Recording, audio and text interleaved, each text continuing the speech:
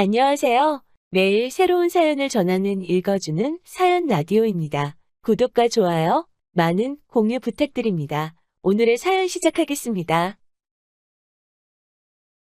안녕하세요. 예전에는 라디오를 자주 들었는데 요즘에는 여기서 사연 듣는 재미에 푹 빠져 살아요. 저도 용기 내서 제가 겪은 사연 한번 공유해 봅니다. 가벼운 마음으로 즐겁게 들어주세요. 저에게는 현재 1년간 만나온 남자친구 희준 씨가 있습니다.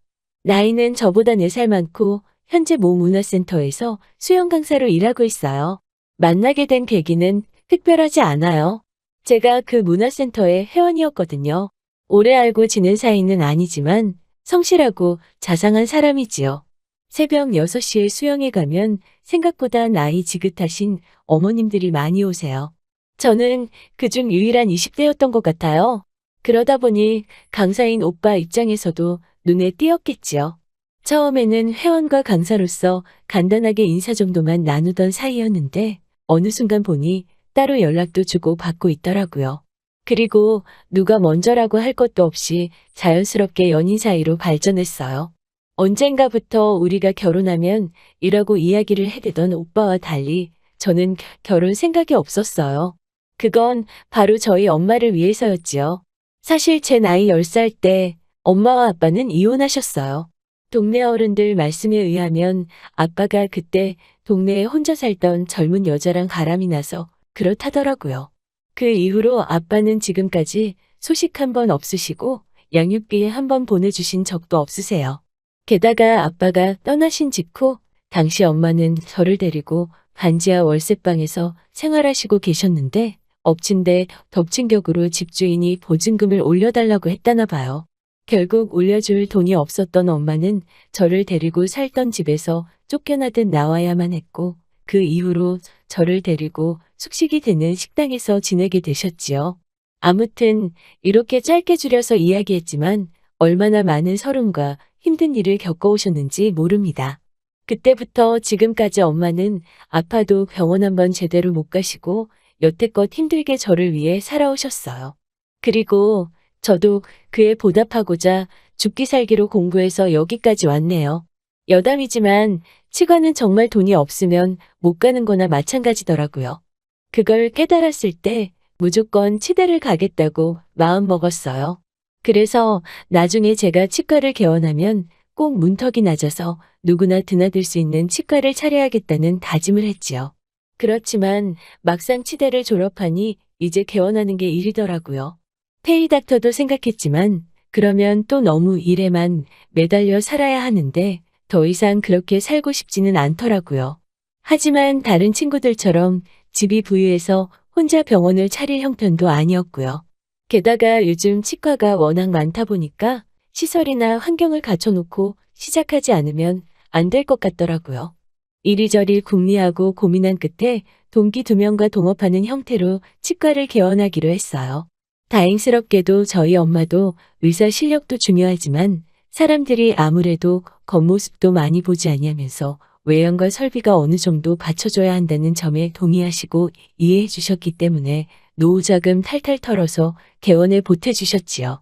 사실 대학 졸업하면서 다시는 엄마한테 부담 주지 않겠다고 스스로 몇 번이고 결심을 했는데 또 이렇게 도움을 받게 되니 얼마나 죄송스럽고 면목이 없었는지 몰라요. 그래서 제가 그 돈 받으면서 제가 엄마한테 약속을 드렸어요. 앞으로 한 달에 얼마를 벌건 제가 무조건 절반을 드리겠다고요. 그 이야기 하자마자 엄마는 펄쩍 뛰시면서 그럴 필요 없다고 절대로 그러지 말라고 하셨는데 저도 한 고집 하거든요. 제가 일단 엄마 돈 다 갚을 때까지는 그렇게 하고 다 갚고 나더라도 한 달에 얼마씩 꼭 드리겠다고요. 이자라 생각하시고 그냥 받으시라 했어요. 엄마 좋으라고 그러는 게 아니고 제 마음 편하려고 그러는 거니까 그렇게 하시라고요. 할 수만 있다면 이제부터는 돈으로 엄마를 풍족하게 해드리고 싶더라고요. 그동안 못하고 사신 거 지금부터라도 조금씩 누리시면서 사실 수 있게 말이지요. 그래서 오빠가 결혼하자고 했을 때 솔직히 많이 당황스러웠지요. 무작정 결혼하기 싫다고 말하면 오빠가 행여나 이상한 오해할까 싶어 솔직하게 털어놓았어요. 오빠도 내 사정 알다시피 이제 막 병원을 개업했고 엄마한테 돈도 갚아야 한다고요. 그리고 당분간은 엄마랑 시간을 보냈는데 집중하고 싶다고요. 오빠도 제가 수입의 일정 부분을 엄마한테 드리는 건 알고 있었지만 그게 반이었는지는 몰랐어요. 그래서인지 제가 액수를 이야기했을 때 깜짝 놀라더군요. 하지만 남자친구도 이내 그럴 수밖에 없는 제 이유에 수긍하곤 자기가 더 잘하겠다며 좋게 좋게 이야기가 끝났어요. 그런데 다음 날 남자친구가 점심이나 같이 하자며 병원을 찾아왔어요. 다행히 예약 환자가 없어서 남자친구와 여유 있게 식사를 할 수 있었어요. 남자친구는 주저하더니 조심스레 다시 결혼 이야기를 꺼내더라고요. 저는 그날 이야기가 어느 정도 끝났다고 생각했는데 말이지요. 제가 다시 한번 결혼은 천천히 했으면 좋겠다고 이야기하니까 남자친구가 엄마한테 돈 드리는 거랑 결혼이랑 무슨 상관이냐고 묻더라고요. 저는 당장은 엄마와 병원 두 가지에만 신경 쓰기에도 벅차다고 이야기했어요. 오빠랑 만나는 것도 물론 중요한 일이지만 연애는 어느 정도 조절이 가능하지 않냐? 하지만 결혼은 조절이라는 게 안 되는 거 아니냐고요. 그러자 오빠는 정말 돈 들이는 것 때문에 제가 결혼을 주저하는 거면 자기가 그거 대해선 일체 반론하지 않겠으니 결혼에 대해서 다시 생각해 보라고 하더라고요. 오빠는 하루빨리 저와 결혼해서 알콩달콩 살고 싶다고 말이지요. 그래서 저는 내친 김에 저는 결혼해서 엄마를 모시고 살고 싶다고 말했어요. 모시고 사는 게 어려우면 혼자가 되는 엄마의 주변에다가 집을 얻고 싶다고요. 그러자 오빠의 표정이 좀 굳어지더라고요. 오빠도 내심 오빠 부모님 모시고 살고 싶었나 봐요. 저도 물론 그 마음 이해는 하지만 제 코가 석자인 사정인지라 혼자 사시는 엄마 두고 양쪽 다 계신 오빠 부모님 모시고는 못 살 것 같다고 솔직히 말했어요. 그러자 오빠가 한다는 말이 자기가 부모님을 모시지 않으면 집은 어떻게 하냐고 묻더라고요. 저는 솔직히 이게 무슨 말인지 처음에 이해가 잘 안 되더라고요. 그런데 다시 들어보니 오빠 말인즉슨 오빠가 부모님을 모시지 않으면 유산을 한 푼도 주지 않겠다고 하셨대요. 그리고 오빠는 지금 모아둔 돈이 별로 없다고 하더라고요. 사실 오빠는 제가 알기로 월 250 정도 벌고 있는데 씀씀이가 아주 커요. 외제차를 리스로 몰고 신발은 카드 할부로 명품 사는 걸 주저하지 않아요. 제가 한 번은 그 점에 대해서 잔소리 아닌 잔소리를 했더니 이 정도도 안 하면 고객들이 자기에 대해서 신뢰감을 느끼지 못한다고 하더라고요. 남자친구는 본인 직업에 대한 프라이드가 굉장히 강한 사람이었고 무엇보다 오빠가 오빠 돈을 쓰는 거니까 제가 더 이상 뭐라고 할 권리는 없으니까요. 그런데 이제 와서 모아둔 돈이 없다고 하니 좀 답답하긴 하더라고요. 모아둔 돈도 하나도 없으면서 결혼하자고 하는 오빠가 이해가 잘 안 되더라고요. 근데 뭐 저 역시 오빠 부모님, 그러니까 시부모님을 모시고 살 생각도 없으면서 도움받는 것도 말이 안 되는 것 같아서 그럼 일단 월세로 오피스텔 하나 구해서 거기서 시작하자고 했지요. 오빠는 그래도 주변 사람들 보는 눈도 있는데 어떻게 오피스텔에서 시작을 하냐고 묻더라고요. 내심 제가 대출받기를 원하는 것 같았지만 저는 그럴 필요를 느끼지 못했기 때문에 못 알아들은 척했어요.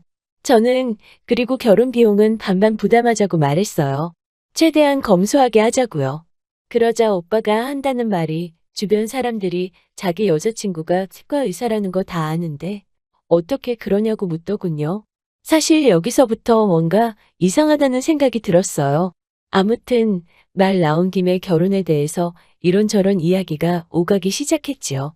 이야기가 생각보다 길어질 것 같아서 일단 병원에 전화해 오늘 못 들어갈 것 같다고 양해를 구하고 본격적으로 이야기를 나눴습니다. 오빠는 그럼 자기가 결혼해서 자기 부모님 모시고 사는 건 포기할 테니 대신 장남으로서 용돈 좀 많이 드리고 싶다고 하더라고요. 한 달에 150만 원씩 드리고 싶다고 하기에 그럼 그렇게 하자고 제가 말했어요. 그러면서 제가 그럼 한 달에 300씩 양가 용돈으로 나가니까 우리 둘 다 열심히 벌어야겠다고 말하자 오빠는 왜 300이냐고 되묻더라고요. 왜 친정에다가도 150을 또 드리냐고 묻는 오빠한테 저는 어이가 없어서 그럼 오빠 부모님한테만 용돈 드리냐고 물었지요. 사실 오빠 반응에 제가 순간 좀 발끈했어요. 그걸 눈치를 챈 건지 못 챈 건지 오빠는 아니, 너가 버는 월급의 절반을 장모님한테 드릴 예정이라면서 용돈까지 굳이 드려야 하는 거냐고 묻더라고요. 황당하기도 하고 짜증도 났지만 다시 한번 천천히 자세히 설명해 주었어요. 내가 드리는 월급의 절반은 엄마한테 빌린 돈을 상환하는 거고 그렇기 때문에 그건 그냥 처음부터 엄마 돈이라고 용돈이 아니라고요. 그렇기 때문에 용돈은 따로 드려야 한다고요. 그러자 오빠가 한다는 말이 어차피 월급의 절반을 드리면 혼자서 쓰기 넉넉하실 텐데 아파트 한 채 없이 시작하는 신혼부부가 그렇게까지 챙겨드려야 하냐고 묻더라고요. 그 말을 듣는데 제 가슴 한구석이 싸해지더라고요. 모아둔 돈도 없는 사람이 용돈을 150만 원씩 드리자는 건 어디서 나온 생각인지도 모르겠더라고요. 그래서 저는 결국 오빠한테 그럼 내 월급, 오빠 월급 서로 따로 관리하자고 했어요. 오빠가 시댁에 100만 원을 드리던 200만 원을 드리던 전 상관하지 않겠다고요. 대신 생활비만 한 달에 반만씩 부담하고 그 외에 예를 들어 경조사비나 부수적으로 들어가는 비용도 그때그때 정확하게 반만 부담하자고요. 그리고 그 외 나머지 부분은 각자 알아서 하자고 말했어요. 사실 요즘은 맞벌이하는 젊은 부부들이 그렇게들 많이 한다고 들었거든요. 실제로 제 주변에도 그렇게 하는 사람들이 있고요. 물론 솔직히 저랑 오빠랑 둘의 수입 차이가 많이 나는 건 저도 잘 알고 있었고 그걸로 행여나 오빠 기죽이는 일 없게 하려고 한 번도 직접적으로 이야기를 한 적은 없었어요. 결혼을 하게 되더라도 어쩌면 내가 부담이 더 클 수도 있겠다는 사실을 몰랐던 것도 아니고요. 하지만 오빠가 저희 엄마에게 드리는 돈에 대해서 어떻게 생각하는지 좀 알게 되니까 무조건 맞춰주고 이해해주는 게 능사는 아니라는 생각이 딱 들더라고요. 그래서 오빠한테 오빠랑 나랑 돈에 대해서는 생각이 많이 다른 것 같으니 그렇게 하는 편이 좋겠다고 딱 잘라 말했어요. 그러자 오빠는 순간 버럭하면서 어떻게 부부 사이에 돈을 각자 관리하냐면서 그건 있을 수 없는 이야기라고 하더라고요. 그러면서 그럴 거면 왜 결혼을 하냐고 결혼한 사이에서는 믿고 내 거라는 게 따로 없는 거라고 말을 하더군요. 솔직히 말도 안 되지 않나요? 우리 엄마 용돈 주는 건 아까우면서 내 돈도 자기 돈이라고 한다는 게. 아무튼 일단은 머리도 너무 복잡하고 해서 오빠한테 나중에 이야기하자고 하고 집으로 돌려보냈어요. 그리고 집에 들어와서 문자 한 통을 보냈어요.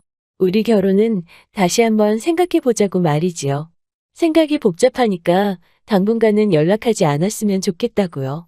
그러자 바로 전화가 왔는데 왠지 머리만 더 아파질 것 같아서 안 받았어요. 그러자 전화기에 말 그대로 불이 나게 계속해서 전화가 오더라고요. 하나도 받지 않다가 전화기가 잠잠해졌을 무렵 다시 한번 문자를 보냈어요. 우리 엄마한테 용돈 줄 생각도 없는 남자랑 결혼할 이유가 없는 것 같다고요. 게다가 생각할수록 직장까지 불이 나게 쫓아와 내 시간 뺏고 돈 이야기만 하다 간 게 얄밉기도 하더라고요. 그러자 오빠가 집 앞으로 찾아와 자기가 정말 큰 실수를 했다며 생각이 짧았다며 한 번만 용서해달라고 하더라고요. 친정 어머니께도 똑같이 용돈 드리고 제가 하고 싶은 대로 하라고요. 지금 생각해보면 그 말에 넘어가서 오빠를 받아주는 게 아니었는데 그 순간에는 저도 오빠가 너무 매달리니까 한번 믿어보자는 생각이 들었어요. 그래서 한 번 더 기회를 주기로 했어요. 물론 오빠는 그 기회도 날려버렸지만요. 결국 우리는 서로 조금씩 양보한다는 전제하에 상견례 날짜를 잡았습니다. 그리고 저는 결국 상견례 자리에서 이 결혼 못한다고 뛰쳐나왔어요.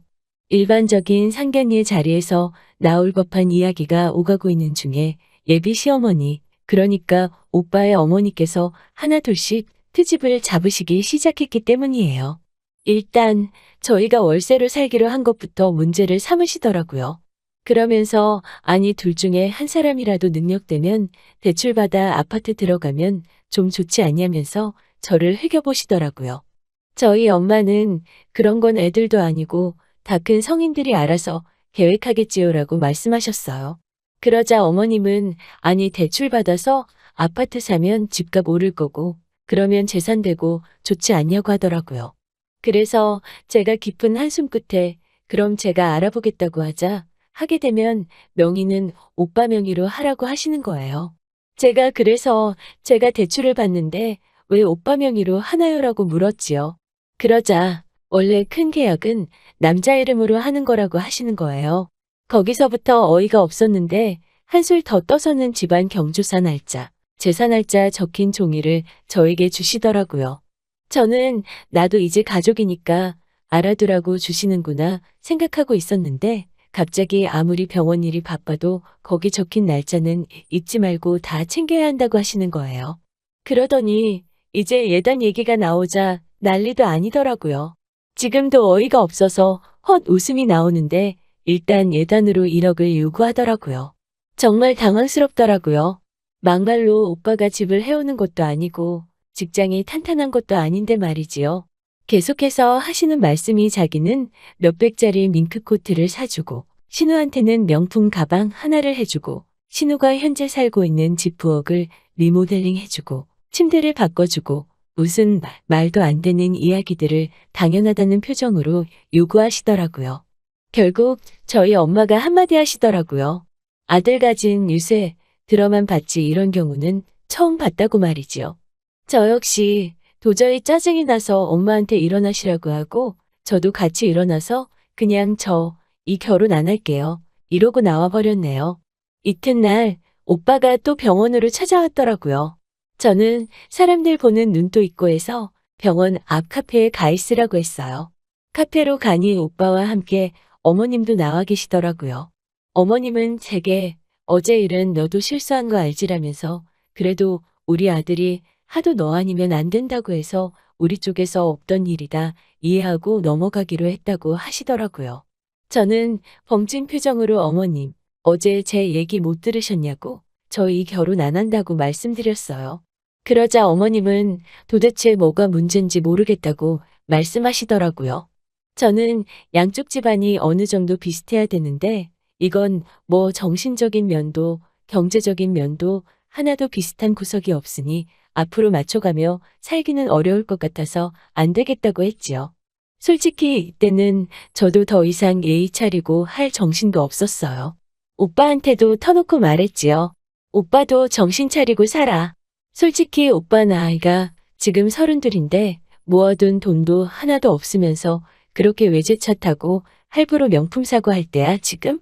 하루빨리 결혼해서 가정 꾸리고 부모님한테 용돈 150씩 드리고 살 거면 정신 차리고 알뜰살뜰하게 살라고 하자. 오빠는 저를 붙잡고는 자긴 나 없으면 못 산다면서 다 제가 하자는 대로 할 테니 제발 한 번만 기회를 달라고 하더라고요.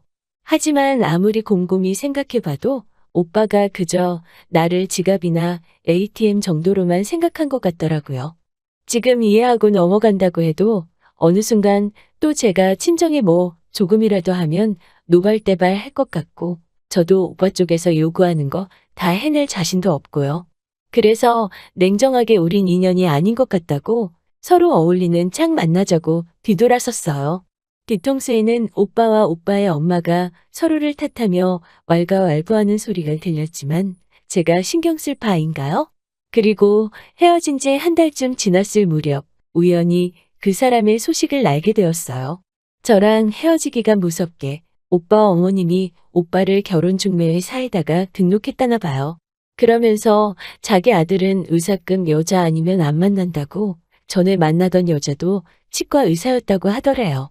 헤어지고 다른 여자를 찾으면서 저랑 사귄 걸 마치 대단한 자랑거리냐 삼는다는 게 너무 웃기고 어이없더라고요. 결국에 그 사람은 제가 아니라 제 직업을 사랑했던 건가 봐요. 결혼했다 이혼하는 것보다 이렇게 먼저 알게 돼서 헤어져서 100번 1000번 다행이라고 생각해요. 당분간은 저도 병원이라고 엄마한테만 집중하면서 지내려고요. 언젠가 때가 되면 진정한 사랑을 만나게 될 거라 믿으면서요. 긴 이야기 들어주셔서 감사합니다. 건강하시고 항상 행복하시길 바랄게요.